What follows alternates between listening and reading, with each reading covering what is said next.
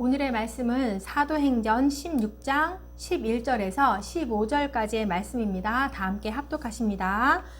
우리가 드로아에서 배로 떠나 사모드라게로 직행하여 이튿날 네아폴리로 가고 거기서 빌립보에 이르니 이는 마게도냐 지방의 첫 성이요 또 로마의 식민지라.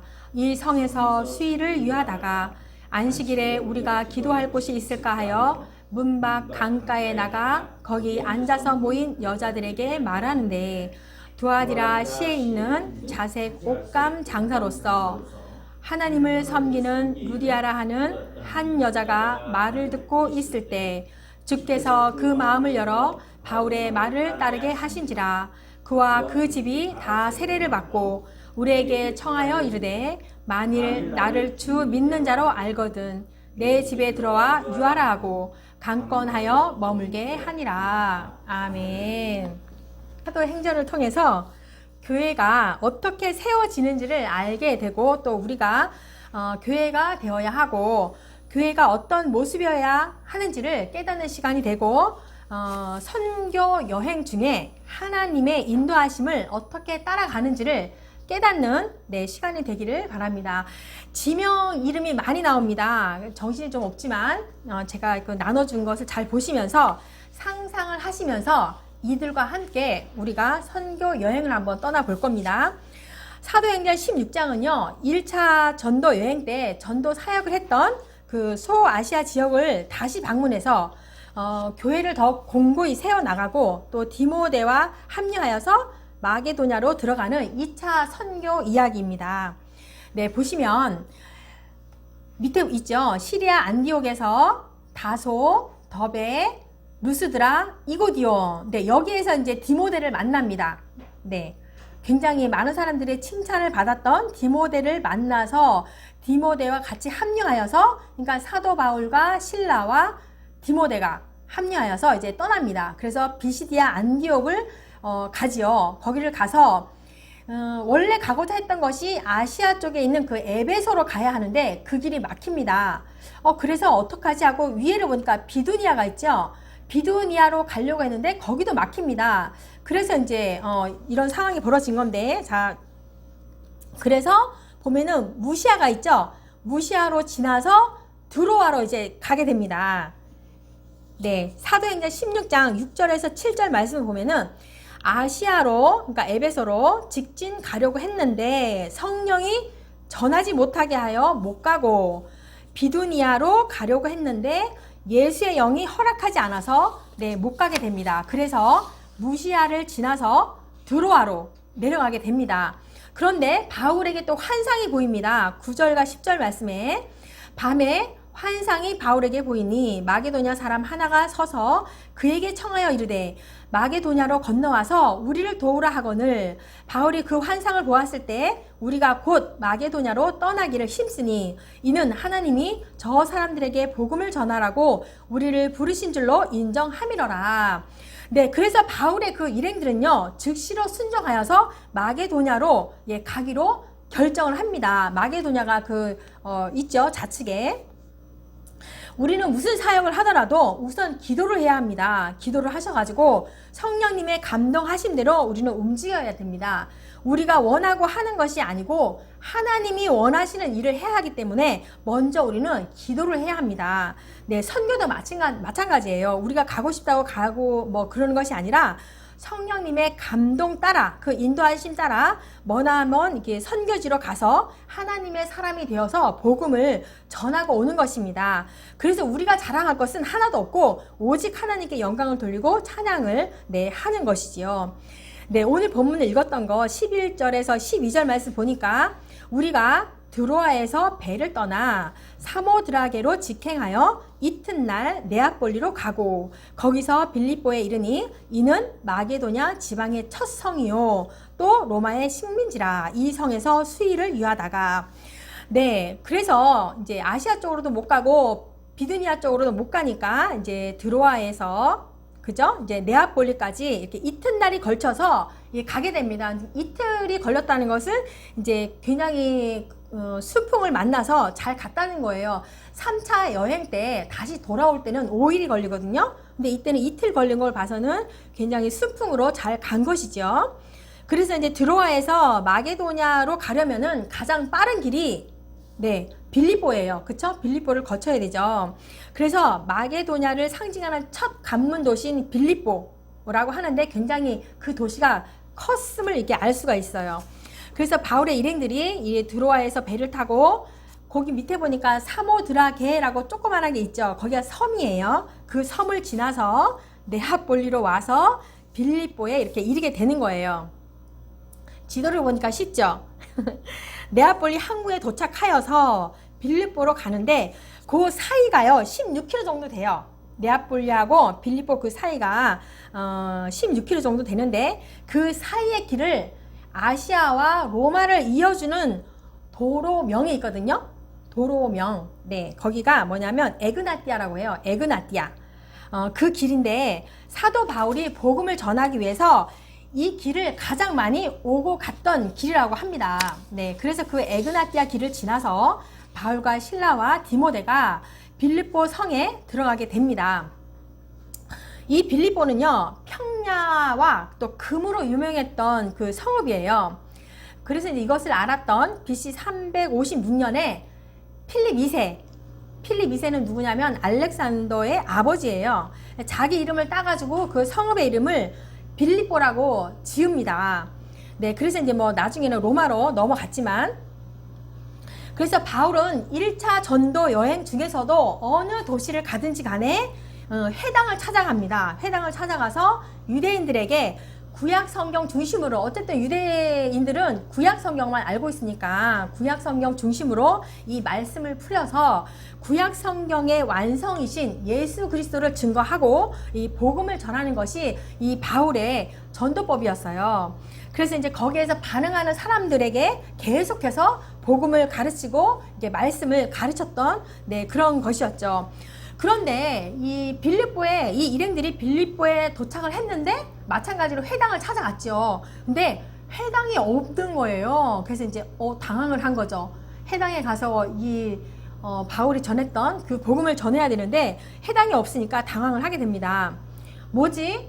드로아에서 분명히 환상으로 마게도냐 그 사람들이 분명히 오라고 했고 하나님께서도 그곳에 가서 복음을 전해라고 한 것이 분명한데 이 회당이 없으니 복음을 어떻게 전하지? 어떡하지? 하고 이제 그 사도 바울이 그 그러니까 난감하게 있었던 거죠. 그리고 이제 맞습니다. 우리가 사역할 때요 난감하고 길이 막힐 그럴 때도 있습니다. 그쵸? 만나죠. 그런 길도. 그때도 우리는 잊지 마시고 당황하지 마시고 찬양하고 기도를 해야 합니다.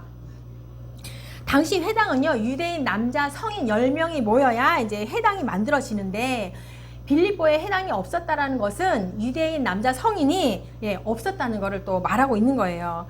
그래서 이제 회당이 없을 경우에는 뭐 야외나 강가나 그런 바다 근처에 가서 기도하는 장소를 마련해서 안식일을 이렇게 지키는 것들이 유대인들의 방법이었어요.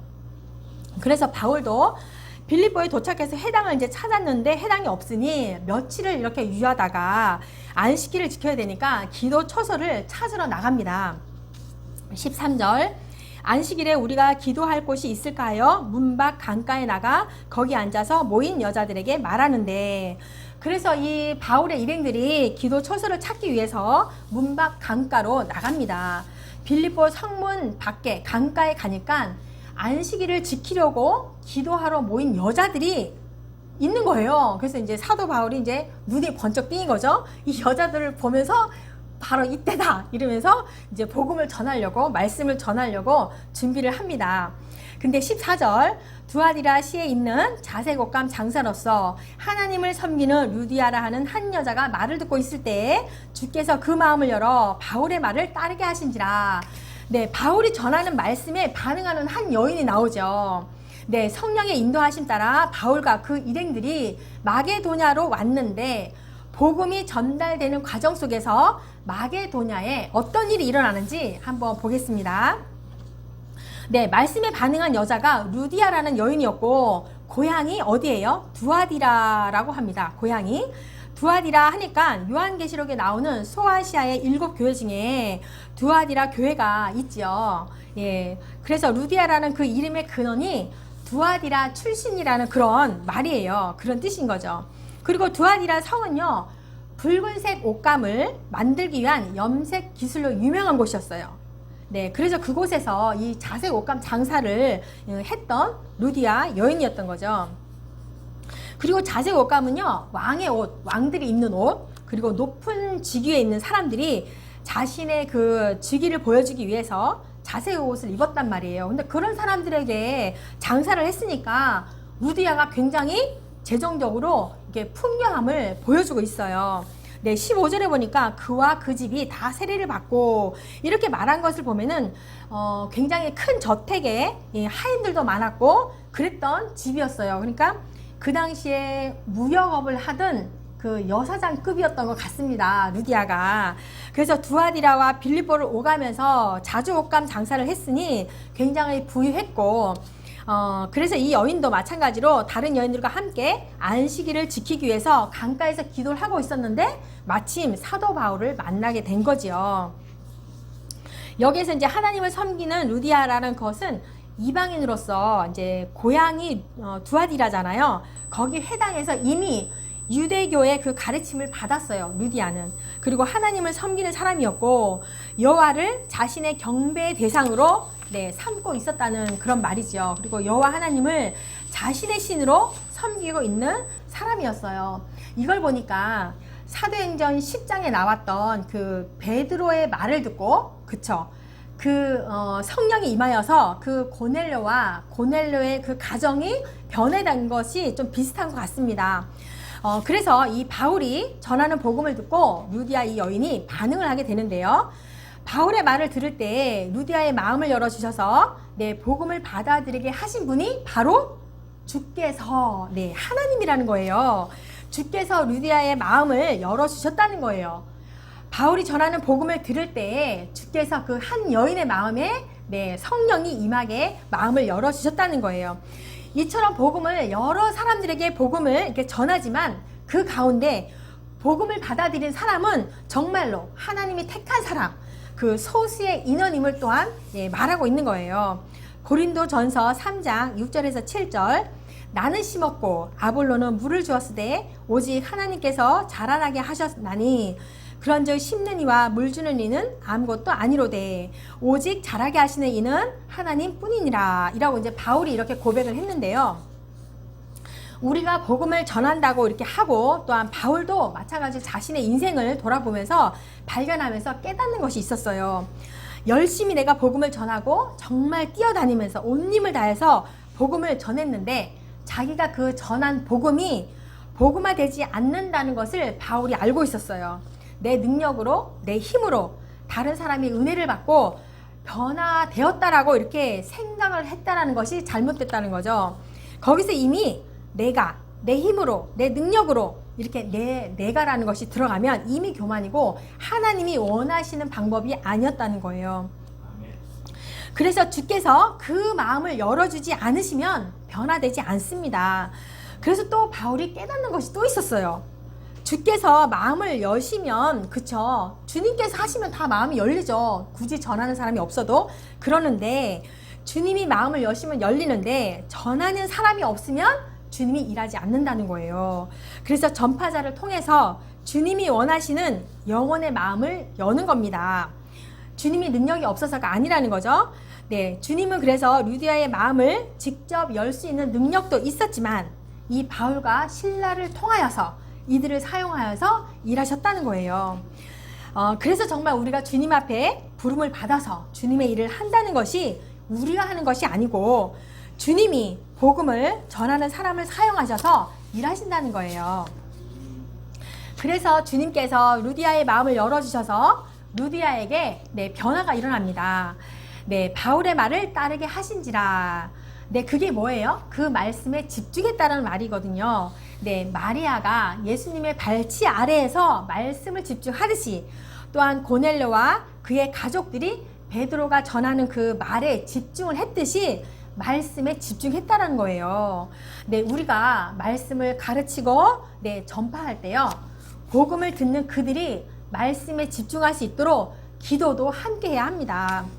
네, 루디아가 이렇게 말씀을 받게 되니까 15절에 그와 그 집이 다 세례를 받고 우리에게 청하여 이르되 만일 나를 주 믿는 자로 알거든 내 집에 들어와 유하라 하고 강권하여 머물게 하니라.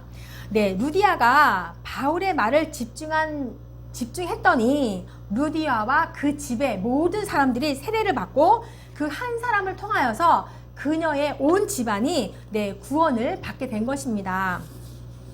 네, 이방 지역이었죠. 이방 지역이었던 이 마게도냐 지역에 첫 세례자가 나온 것이고 첫 열매가 나온 것이에요. 그래서 이 사건을 통하여서 이 루디아의 집이 빌립보 교회가 됩니다. 그래서 바울의 그 일행들을 강권하여서 집에 머무르게 하지요. 네, 머무르게 하면서 계속 예배하고 찬양하는 것 가운데 그 루디아 집이 빌립보 교회가 되고 또 복음 전파와 예배의 중심지가 되었던 것입니다.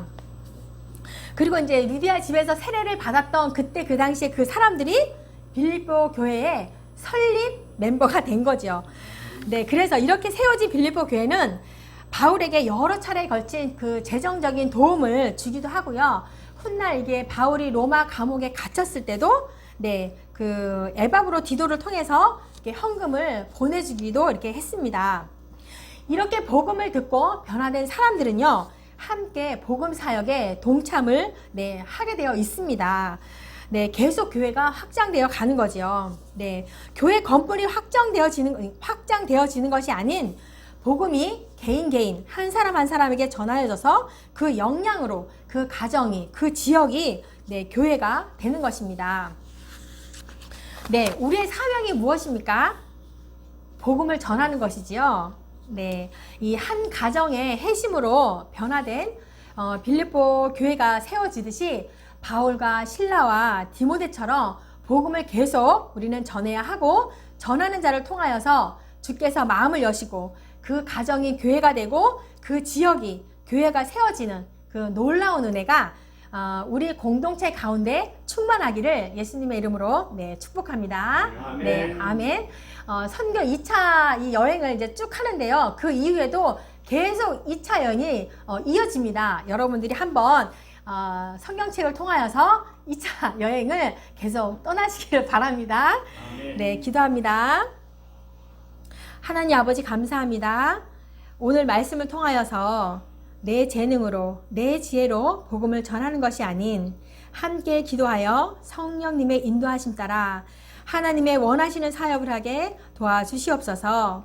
함께 연합하여 복음을 전하는 일을 쉬지 않게 하시며 전하는 곳곳마다 빌립보 지역에 교회가 세워지듯이 복음을 듣는 그들이 다 변화되어서 주 예수 그리스도를 만나고 개인이 교회다운 교회가 되게 하시고 그 역량으로 그 가정이 그 지역이 교회가 되게 하옵소서.